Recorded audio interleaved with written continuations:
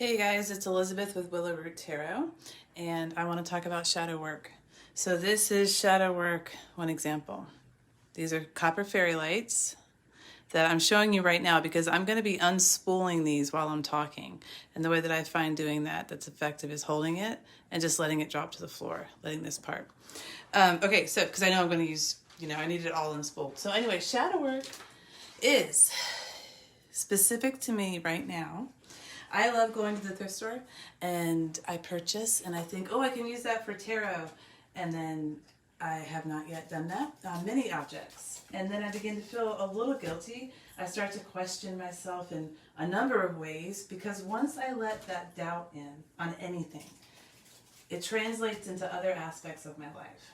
And I'm thinking about this just half an hour ago outside. I was out back with my dogs, probably filming a video that you may have already seen. So I was like, hey, that little brass and glass table, you know exactly what you want to do with it. Yes, I mean, like literally I'm talking to myself like this. Like two people just having a conversation in my head. I'm renting space. And I was like, okay, let's go inside, let's do this. And that's part of shadow work.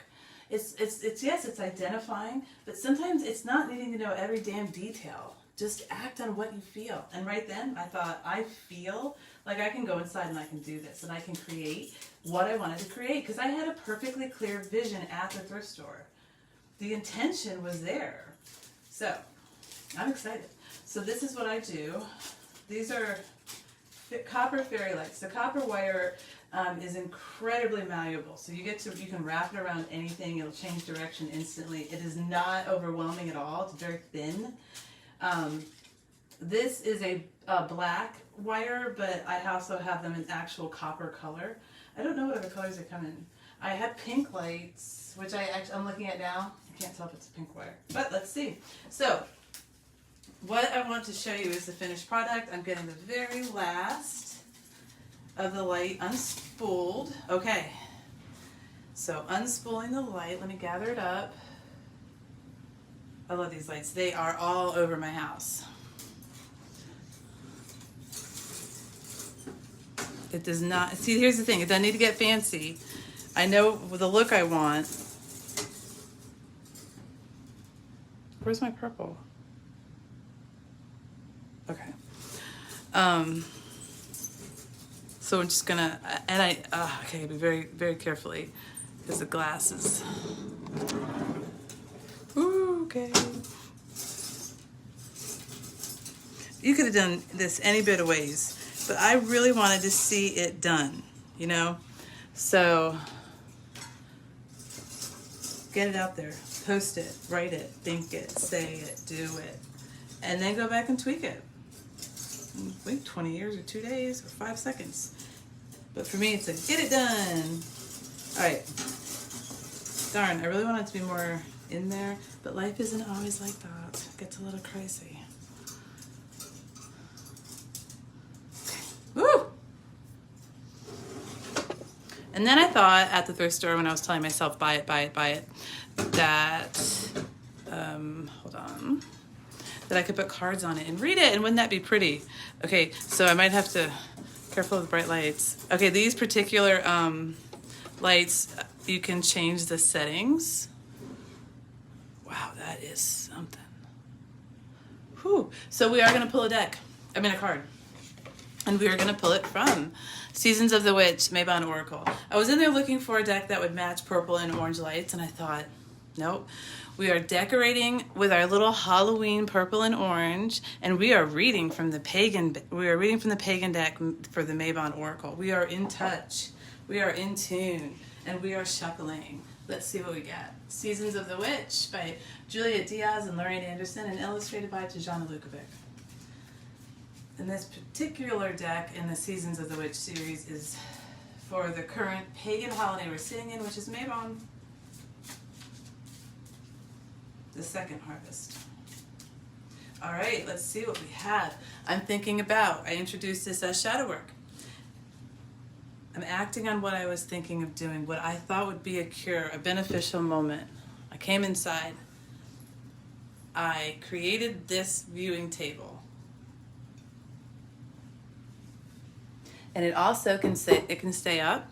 It's because it's already decorated for Halloween. I can continue to use it for videos. Any number of things. I also created content around this. I mean, there's so many positive ways to look at this one action. And it all came from a feeling of, oh, I'm just not feeling good about this. What can I do about it? Well, what can I do about it? And I asked and I answered and I did. Now let's pull that card and see what it says to that. Oh, I wonder if I can still see it. Let me shut the blinds and see what it looks like. Ooh. Okay, let's see.